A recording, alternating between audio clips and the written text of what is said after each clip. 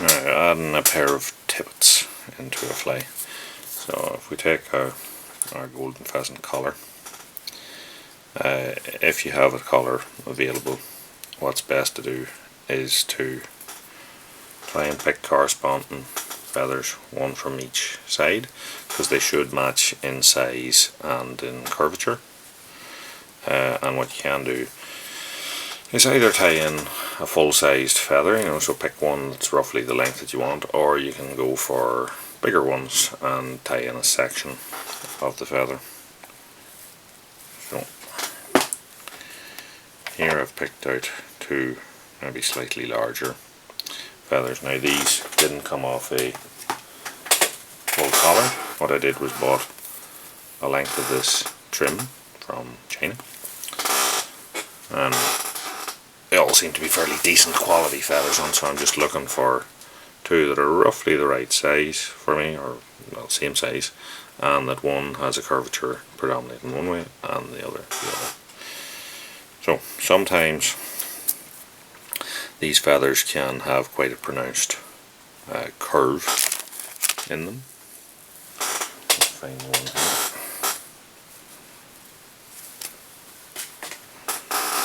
And if you try and tie that on, it will deviate over the midway line of it. So if you're going to do that, what you can do is, first of all, there's a little phyllo plume thing in here, get rid of that.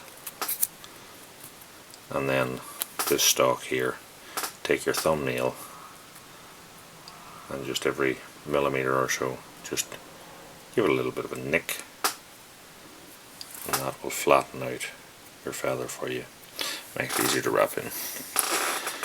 So here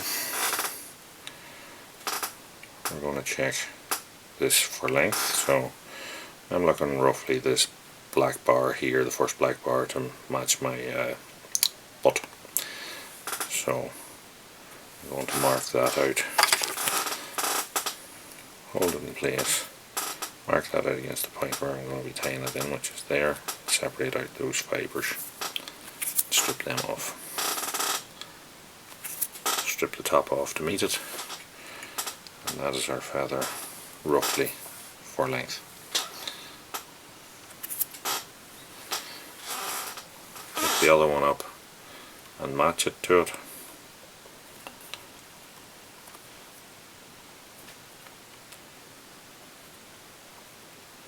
Match up the tips, hold the two together, and the same thing, measure one against the other, strip those off, and we should have a matched pair ready to go on the top.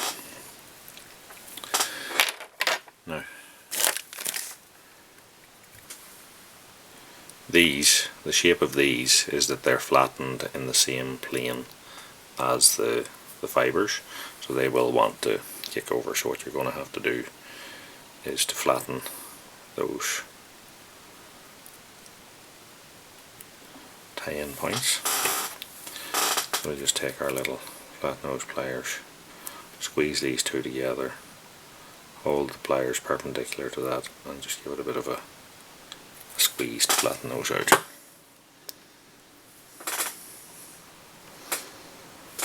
Now we want a good solid bed, tying thread to set that on, and we have a little bit of a step here to our hackle, so I'm just going to build this slightly up to that. Now there's going to be another hackle to go on here. You have two options. You can put on your tippet pair now, or you can put on all your hackles and then tie the whole thing on as one. It's up to yourself. There's a general sort of modern trend towards tying in these, then put on a hackle, then put on, it stretches out your tying in point, makes you able to get a smaller head. But there are two ways available to do it. I'm not saying either is right or wrong. So I'm going to take these pair now, set them up on top,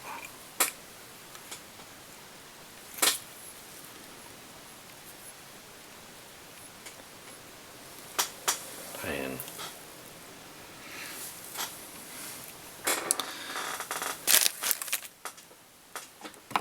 And that being in place, you can choose your own length now by pulling these forward to adjust them. Personally, I quite like the length that is now, but some would say it's maybe a little bit long. So take a good set of tweezers, grab the two and pull it forward by a couple of mil or so. Still maybe longer than accepted, but that's what I want. So now they're in place. I'm going to tighten that down, put a couple of wraps on, and that are our tippets in place. Trimming this off, you can do that now if you want, but they can sometimes be useful for applying other parts of your wing in front of it, so I'll leave them on for now. But that essentially is our tippet pair mounted. We just need to check it for straightness on top. Take the tweezers and just grab the two together, squeeze them tightly together and rotate it slightly, and that will give us them set. Now in position. Tippet pair.